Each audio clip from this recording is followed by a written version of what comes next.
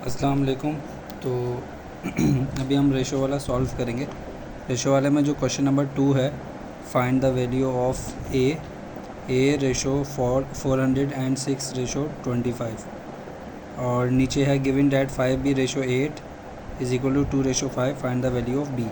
अब फर्स्ट वाले में ये गिवन है a ratio 400 is equal to 6 ratio 25। तो रेशो को यूँ समझ लें कि एक किस्म का डिवीज़न ही है, आपको सेम नंबर से दोनों तरफ डिवाइड करना होता है। अब जिस तरह ये रेशो निकालना है तो आप रेशो को इस तरह से भी लिख सकते हैं, ठीक है। इसको इस तरह डिवाइड में भी लिख सकते हैं, ठीक है। अब हमें ए की वैल्यू निकालनी है, तो जो ए के साथ नंबर है हम उसको दूसरी तरफ ले जाएंगे। यहाँ डिवाइड हो रहा है, वहाँ जाके 6 से मल्टीप्लाई हो जाएगा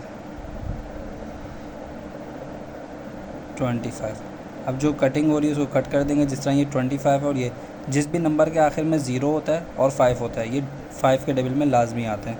तो हमने इसको 5 से 25 किया, और 5 8 ज़ा 40, ये 0 रह गया, ये उसके साथ चला जाता है।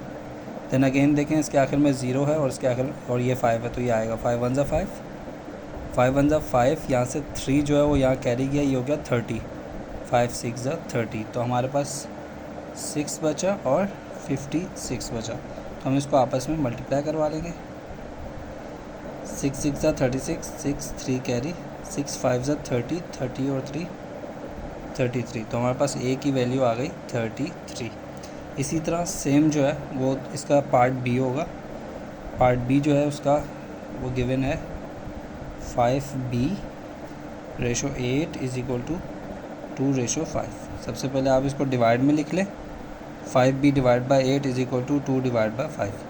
अब इसमें देखें कि हमें b की वैल्यू चाहिए और b के साथ 5 भी है 8 भी है, तो ये क्रॉस हो जाता है। मतलब ये 8 जो है वो ऊपर जाके मल्टीप्लाई होता है और ये 5 जो है नीचे आके मल्टीप्लाई होता है। तो b is equal to 2 multiply by 8 divide 5 multiply by 5। तो 8 2 ज़ा 16 डिवाइडेड बाई 5 5 ज़ा 25, ये इसका आंसर होगा। ये हमारे पास b की वैल्यू आई है।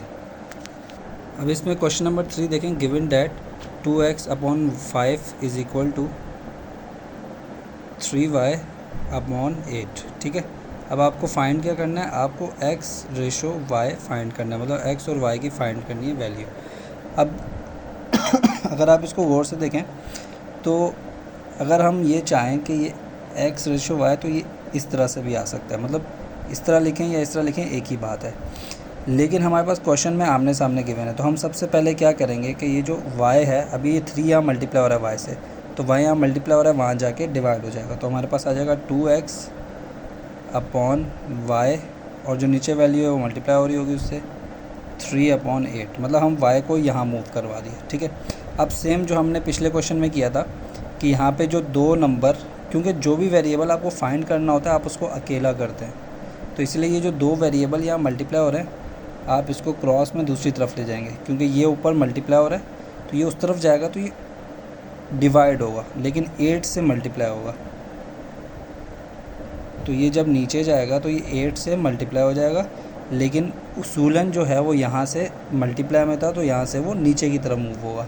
इसी तरह ये जो 5 है ये यहाँ नीचे था, ये ऊपर की तरफ मूव होगा, और 3 से जाके मल्टीप्लाई हो जाएगा, मतलब क्रॉस में मूवमेंट। फिर 5 3 ज़ा 15 और 8 2 ज़ा 16। तो अब जब आप इसको x रेशो y में लिखोगे तो 15 रेशो 16 आपके पास आंसर आ जाएगा। अब अगर क्वेश्चन नंबर 4 देखें आप, तो a ratio b ratio c 75 120 132, इसमें पहला जो है वो है सिंप्लीफाई a b c। तो अगर आप पहला कर लेते हैं तो दूसरा और तीसरा तो वैसे ही बहुत आसान हो जाएगा वो।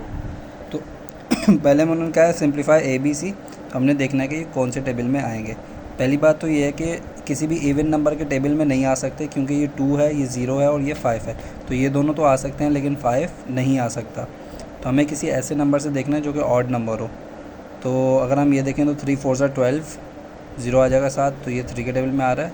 3 4 ज़ा 12, 1 कैरी, ये फिर 12 हुआ तो 3 4 ज़ा 12, ये भी 3 के टेबल में आ रहा है। 3 2 ज़ा 6, 1 कैरी, 3 5 ज़ा 15। तो ये तीनों 3 के टेबल में आ रहे हैं। आप इसको फर्दर डिवीज़न करके भी चेक कर सकते हैं। मतलब अगर आपने लिखा 75, 3 2 ज़ा 6, 1 बचा 5, 3 5 ज़ा 15, तो ये 25 टाइम आ रहा है। फिर 120 को आप देखेंगे, 3 4 ज़ा 12, 0, तो ये 0 पर आ गया, 40 टाइम आ रहा है। और फिर 132 को आप देखेंगे, 3 4 ज़ा 12, 1 बचा 2, 3 4 ज़ा 12 कैंसिल, तो ये 44 टाइम आ रहा है। तो आप इन तीनों को 3 से डिवाइड करवा देंगे। तो 3 को 75 से डिवाइड किया तो 25 आया, 20 से 120 से किया तो 40 आया, और 132 से किया तो 44 आया। ये इसका था पार्ट 1। अब पार्ट 2 में कहा गया है कि बी रेशो ए निकालें। तो बी है हमारे पास 40, बी रेशो ए, तो बी है हमारे पास 40 और ए है 25। तो ये दोनों जो हैं वो 5 के टेबल में आ रहे हैं, क्योंकि एक के आखिर में 5 है और एक के आखिर में 0 है। 5 8 ज़ा 40 और 5 5 ज़ा 25। तो ये पार्ट बी का आंसर है। और पार्ट सी में कहा है कि बी रेशो सी निकालें। तो अब पार्ट सी में B ratio C is equal to, अब बी हमारे पास 40 था और सी 44 था, तो हमने लिखा 40 रेशो 44। ठीक है। अब इसको आप 4 के टेबल से भी कर सकते हैं, 2 के भी। मतलब 2 से करेंगे, अगर 4 से करेंगे तो 4 10 ज़ा 40 और 4 1 1 11 ज़ा 44। और अगर 2 से करेंगे तो ये आएगा 2 2 ज़ा 4 और 0 रेशो 2 2 ज़ा 4, 2 2 ज़ा 4। फिर अगेन 2 से करेंगे, 2 10 ज़ा 20, 2 1 ज़ा 2, 2 1 ज़ा 2। तो ये आपके ऊपर डिपेंड करता है कि आप 2 के टेबल से करते हैं या फिर डायरेक्ट 4 से करते हैं। दोनों पॉसिबिलिटीज़ हैं। ये हमारे पास था क्वेश्चन नंबर 4, एक्सरसाइज 9A का।